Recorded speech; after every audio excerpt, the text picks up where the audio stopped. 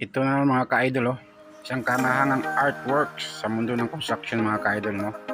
So pinagkatabas-tabas niya yung tiles mga idol para lang makagawa ng isang magandang design sa floor, no. Nakakabilib mga ka-idol, no. So taba-taba din ang utak nito, no. So biruin mo, mahirap kaya yung ginagawa niya, no. So gumamit pa siya ng mga pattern dyan mga idol, no, para magawa niya ng maayos yung gusto niyang design mga idol. Panoorin natin mga idol. Tara.